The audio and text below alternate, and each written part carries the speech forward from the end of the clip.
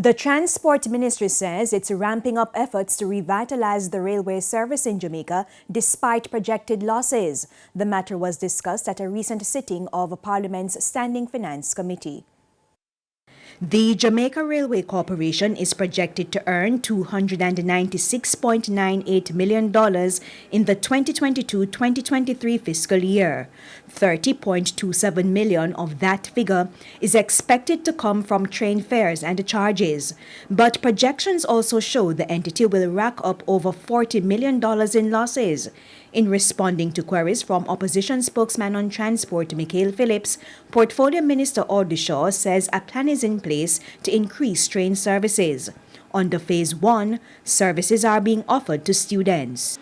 The second phase is going to be for the opening up of the Montego Bay to Appleton Estate as a tourist attraction. And then the third phase will be to reopen from Montego Bay to Kingston, and thereafter looking at other important, potential routes like Port Antonio, St. Thomas, and so on. Meanwhile, starting tomorrow, the Jamaica Railway Corporation will roll out a new schedule for the student train service to coincide with the full resumption of face-to-face classes.